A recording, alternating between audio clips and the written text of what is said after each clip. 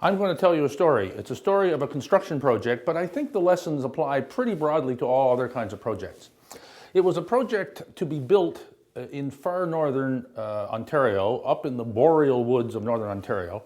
The conceptual engineering, the project planning, and the business case were all prepared here in the big city, and it was a pretty straightforward project. It seemed pretty clear to those people preparing those documents. So not very much time had to be spent on planning.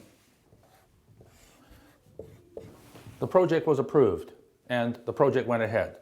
And right away, the engineers in the design group immediately went to site for the very first time. This was the first time anybody here had been up to the site. What did they say when they got there? Uh-oh. Yes, exactly. They said, uh-oh, we didn't know it looked like that. So right here, right away, they knew it was going to be more expensive than they had planned. But this is a quality-oriented organization. They plunged into it. They made sure that they delivered a product that would be appropriate to meet the requirements of their customers. Now, their customers were internal customers. This was not for an external client. It was for internal operating customers. And they realized also after they started the project that there was not just the one internal customer that they had done the planning for. There was actually another internal customer that had additional requirements. And those requirements grew. And they made a point of building those requirements into the project because they wanted a quality result for this project. So they were spending money. I'm showing a cumulative cost curve here. And as they were doing the design and site preparation, they were learning about other requirements. Other requirements came to light that had not been in the original plan or business case or in the early conceptual engineering, was not included in the price. And this slowly added to the scope. This had been the budget, and this had been the intended schedule and the intended completion date.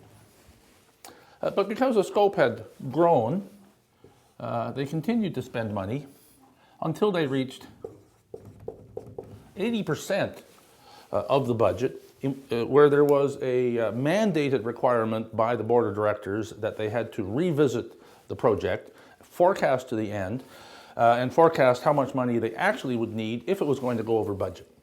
Well, the budget increase was approved, and they continued to spend money until they reached the limit that they had asked for, and they had to go back to the board for more money.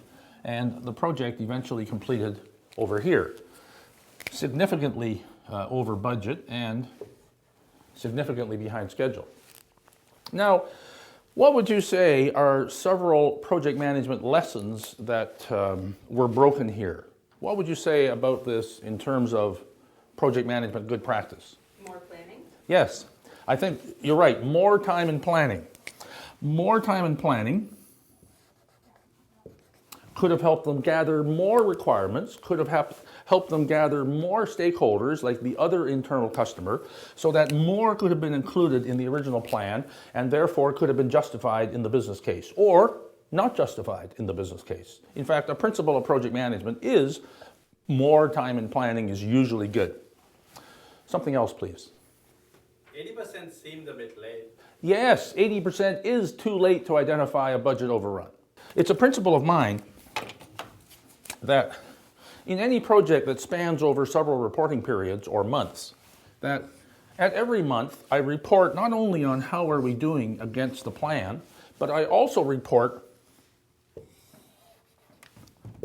how much longer it's going to take and how much more it's going to cost. And if they had done that, it would have been identified much earlier that they were going to go over budget and they were going to go over schedule than they actually did report and reveal that. Reporting bad news early is good news. At least it's good news that we can identify it early, so we're more likely to be able to take action. What else? Scope creep. Yes, scope control. At each one of the times where an internal stakeholder or internal customer came up with an additional requirement, something to be built into the scope, they had just built it into the scope And of course, if you lose control of your scope, you lose control of your cost and you lose control of your time. So, upon these requirements coming evident, what they really ought to have done is follow some scope control process. Identify it as a proposed change, identify what the impact is on cost and schedule and possibly other things like risk or performance. Identify it, document it, get it approved or rejected, and in order for it to be approved, there'll have to be a business case for it. It would have to be justified that yes, it does make sense to build this into the project given the impact, particularly on cost or time. Several good lessons were learned by this. This organization used this particular project as the precipitating factor for them to make a significant improvement in their project management practices. Thank you very much.